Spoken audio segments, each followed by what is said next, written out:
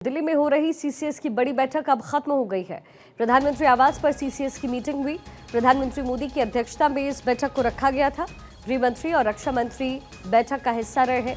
रक्षा मंत्री राजनाथ सिंह और गृह मंत्री अमित शाह इस मीटिंग में मौजूद रहे। प्रधानमंत्री मोदी इस पूरी मीटिंग की अध्यक्षता करते हुए नजर आए। हमारे पॉलिटिकल एडिटर अदिति नागर इस समय कनेक्टेड है। अदिति, चर्चा क्या कुछ हुई है अंदर?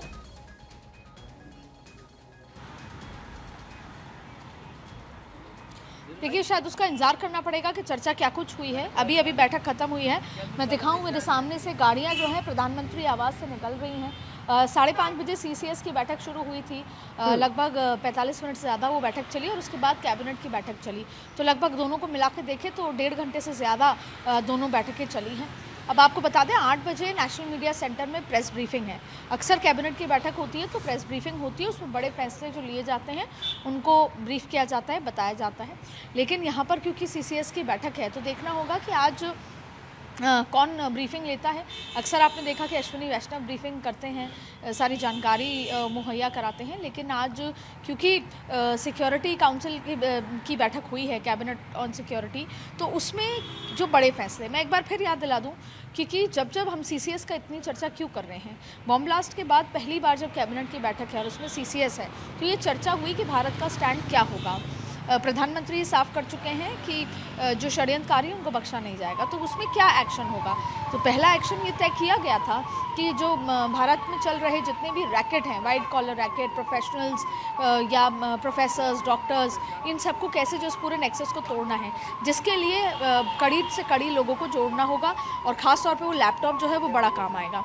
ये तो है इंटरनल एक्शन क्या लिया जाएगा, लेकिन एक्सटर्नली जो उसके पीछे हैं, जो आज भी वो ज़मीन दे रहे हैं अपनी, ये पूरा जैश-ए मोहम्मद के एक पोस्टर से शुरू हुआ और ये पूरा लिंक जितने भी लोग हैं वो जैश ए मोहम्मद की जो पूरा रैकेट है उनसे जुड़ा हुआ है। और जैश ए मोहम्मद पाकिस्तान की सरजमी से चलता है। पहले भी हमने कई सारे ऐसे एक्शन लिए, जैसे पानी जल संधि बंद कर देना, डिप्लोमेट्स को कम कर देना, मिलिट्री अटैच कर देना उनकी, तो तमाम तरीके की चीज़ें हैं। लेकिन आज क्या फ़ैसला होता है ये देखना होगा। इस बार क्या उस तरीके से हम रिएक्ट करेंगे, लेकिन क्योंकि आपने देखा जल संधि सालों से, दशकों से चलता आ रहा था, लेकिन पहलगाम के बाद हमने सोचा कि हम जल संधि रोकेंगे, जबकि लंबे समय से भारत ये चाहता था। इस बार का डिप्लोमेटिक एक्शन क्या होगा वो कुछ देर बाद प्रेस ब्रीफिंग के बाद सामने निकल कर आएगा और शायद उसी का इंतज़ार है। आधे घंटे का समय होगा जब ये बात निकल कर आएगी कि सिक्योरिटी की बैठक में, कैबिनेट ऑन सिक्योरिटी पे किस बड़े फैसले को आज लिया गया है। हाँ। और 8 बजे ये शार्प बैठक है और जिस तरीके से मैसेजेस आ रहे हैं उस तरीके से नज़र आ रहा है कि कुछ बेहद खास अनाउंसमेंट आज होने की उम्मीद है। इसलिए 8 बजे भारत 24 सबसे पहले बताएगा कि क्या कुछ वो फैसले हुए। मैं आपको बता दूं, मैं 7 LKM प्रधानमंत्री के आवास के बाहर मौजूद हूं और अभी कैबिनेट खत्म हुई है और धीरे धीरे गाड़ियां जो है यहाँ से रवाना हो रही हैं। जी, प्रेस ब्रीफिंग की आप बात कर रही हैं अदिति, शायद संभवतः 8 बजे वो हो जाए, लेकिन सबसे अहम है इस बार फैसला ये करना कि फाइनल डिसीजन क्या होना चाहिए। हमने देखा पहलगाम हमले के बाद जिस तरीके से ऑपरेशन सिंदूर को अंजाम दिया गया और जिस दिन ये पूरी घटना हुई अदिति, बड़े पैमाने पर जो विस्फोटक है उसकी बरामदगी भी दिल्ली में हुई। कई जगह पर सर्च अभियान अभी भी चल रहा है। सेना कॉम्बिंग कर रही है घने जंगलों में इस समय, लेकिन अब पाकिस्तान को उसकी जगह दिखानी बहुत ज़रूरी है। भले पिछली बार अमेरिका का इंटरफेरेंस था, लेकिन भारत ने साफ तौर पर कहा कि हम किसी की वजह से नहीं, हमने इस ऑपरेशन को सिर्फ रोका है, लेकिन ऑपरेशन खत्म नहीं हुआ है।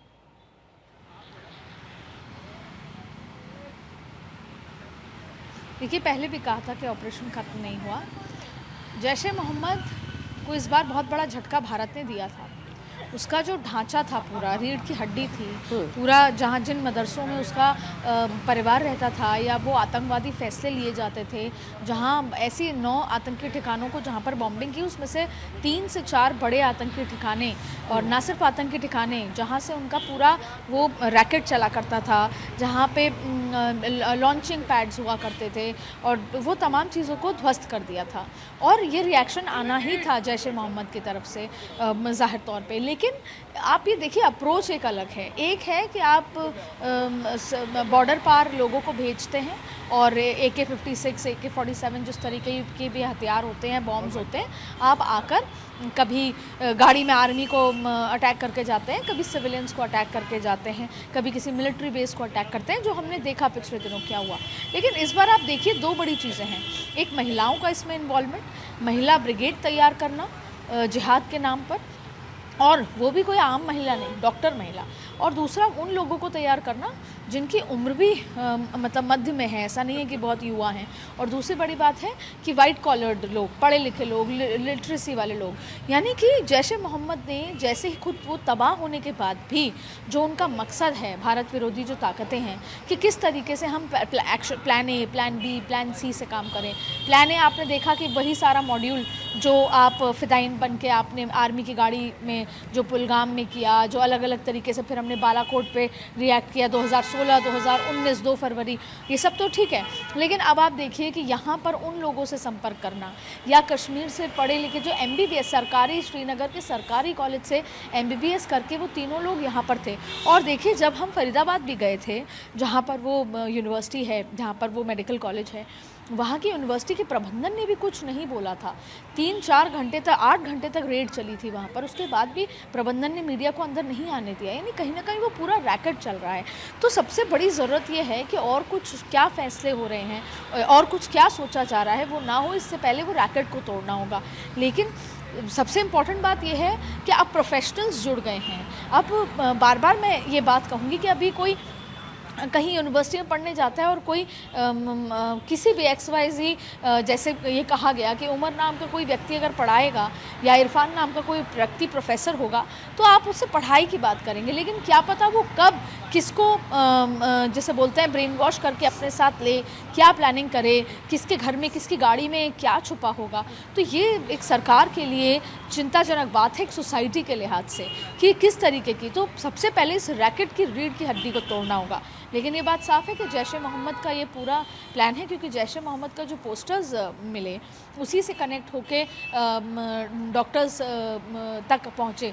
तो जाहिर तौर पे आज CCS की बैठक हुई, कैबिनेट की बैठक हुई। अब 8 बजे क्या फ़ैसले होते हैं, क्या निकल कर आता है, क्योंकि पिछली बार भी CCS के बाद ही जल संधि जो हमने तोड़ दी थी, उसी के बाद हमने डिप्लोमेट्स का जो तमाम सारा फ़ैसला लिया था। तो ऐसे में इंतज़ार है कि आज की इस बैठक के बाद क्या कुछ निकल कर आता है और हम डिप्लोमेटिक क्या एक्शन उन पर लेना चाहते हैं। जब पहले भी हमने देखा, लेकिन पिछली बार डिप्लोमेटिक स्ट्राइक हुई और पानी के लिए पाकिस्तान को तरसाया गया। लेकिन पाकिस्तान की सरजमीं से अभी जैश ए मोहम्मद नए नए तरीके ढूंढ रहा है, और इसीलिए भारत 24 ने चेताया भी था कि महिला विंग तैयार की जा रही है, और महिला विंग कहीं ना कहीं यहाँ के भी पढ़ी लिखी महिलाओं को टारगेट करने का काम है। तो ये बहुत बड़े स्तर पे अलग मॉड्यूल के साथ काम किया जा रहा है। उस मॉड्यूल को तोड़ना, उसके पूरे रैकेट को तोड़ना सबसे बड़ी सरकार की प्रायोरिटी है। ये भी बताया जा रहा है अदिति कि इस कैबिनेट बैठक में 2 मिनट का मौन भी रखा गया। प्रधानमंत्री मोदी जैसे ही अपने दौरे से पहुंचे उसके बाद अस्पताल वो पहुंचते हैं, लोगों का हालचाल जानते हैं। लेकिन इस सिंडिकेट को पूरी तरीके से ख़त्म करना पड़ेगा। जो हमला हुआ था अदिति, उसके डॉट्स कैसे कैसे कनेक्ट हुए हैं, और अब तक का अगर मैं अपडेट जानना चाहूँ आपसे। मैं आपको पूरा डिटेल में अपडेट बताती हूँ कि कैसे कैसे डॉट्स कनेक्ट किए गए। पूरी एक टाइमलाइन है। जब हमने समझा सरकार से तो बातचीत निकल कर आई कि कहाँ कहाँ पे क्या क्या काम किए गए। लेकिन उससे महत्वपूर्ण बात ये है कि अगर जो फरीदाबाद में जो पकड़ा गए, या जिस तरीके से इतने 300 किलो का 3000 किलो का जो वो पूरा विस्फोटक मिला, अगर वो कहीं ना कहीं नाकामी हो जाती उसमें, तो ना जाने किस तरीके की प्लानिंग होती। मैं आपको बताऊं शुरुआत से। सबसे पहले तो 19 अक्टूबर को एक दर्ज की गई थी प्राथमिकी। कहाँ पर दर्ज की गई थी? अनंतनाग पे। वो इसलिए की गई थी क्योंकि आपत्तिजनक पोस्टर्स लगाए गए थे जम्मू कश्मीर के श्रीनगर नौगाम पुलिस चौकी क्षेत्र में।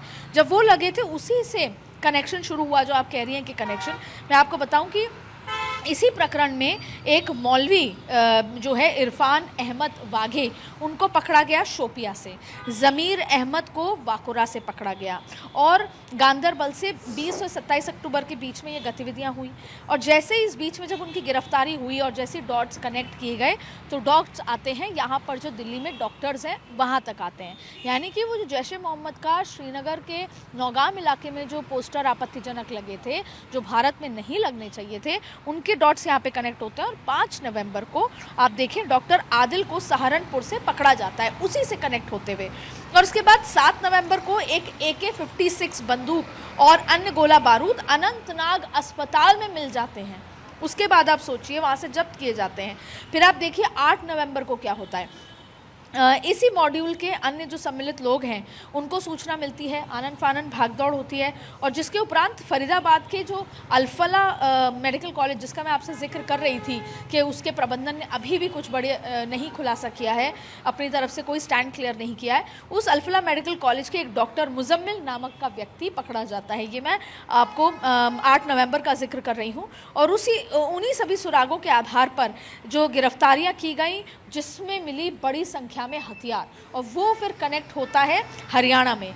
9 नवंबर को फरीदाबाद में एक मद्रासी नामक एक व्यक्ति था जो धौज फरीदाबाद का निवासी भी था, और उसके घर में पकड़ा गया वो सारा गोला बारूद, और उसकी संख्या थी लगभग 2563 किलो। और उसी के साथ साथ देखिए एक हाफिज मोहम्मद इश्तियाक है, वो मेवात का रहने वाला था, वहाँ पर अलग से बारूद पकड़ा गया। अगर कुल मिला के आप बारूद देखें तो जैसा हम कह रहे हैं 3000 किलो से ज़्यादा का बारूद या अमोनियम नाइट्रेट पकड़ा गया। और उसी से कनेक्ट हुआ ये उमर नाम का व्यक्ति। उमर को जब लगा कि मेरा पूरा जो मॉड्यूल है वो क्रैक हो गया तो वो भागा। जब उसकी गाड़ी में वो भागा I-20 में, उसमें 80 किलो का अमोनियम नाइट्रेट था। अब सवाल ये उठता है कि वो भागना चाहता था, वो 3 घंटे क्यों खड़ा रहा, और अगर वो कुछ करना चाहता था तो उसको और उस 80 किलो को और विस्फोटक वो कर सकता था जितनी सामग्री इनके पास है। वो डर के पैनिक में उसने ऐसा किया, या उसने गिव अप कर दिया। उसको ऊपर से कॉल आया, 3 घंटे तक गाड़ी में था। एक और बहुत इंपॉर्टेंट बात है जो यहाँ पे निकल कर आ रही है कि वो ये भी माना जा रहा है कि उमर भाग के गाड़ी से उसके बाद ब्लास्ट हुआ है, इसीलिए DNA टेस्ट किया जा रहा है। उसकी माँ का DNA लिया है, और जो अस्पताल में जितनी डेड बॉडीज हैं उनके DNA को टेस्ट किया जा रहा है, ये पता करने के लिए कि वाकई वो उमर है या उमर भाग चुका है। इसीलिए उसकी माँ की DNA लेकर और डेड बॉडीज का टेस्ट किया जा रहा है, क्योंकि अभी सबसे ज्यादा इंपॉर्टेंट है ये जानना कि क्या उमर जिंदा है या उमर भाग गया था। और कहीं ना कहीं डाइवर्जन हुआ, सब ब्लास्ट की तरफ थे और उमर भाग निकला है और फिर श्रीनगर कश्मीर जा पहुंचा। ठीक है अदिति, एक और बड़ा अपडेट मिल रहा है, मैं इस पे भी आपसे इन्फॉर्मेशन चाहूंगी। प्रधानमंत्री मोदी अलग से एक और मीटिंग इस समय कर रहे हैं गृह मंत्री अमित शाह के साथ, इसको लेकर के क्या जानकारी?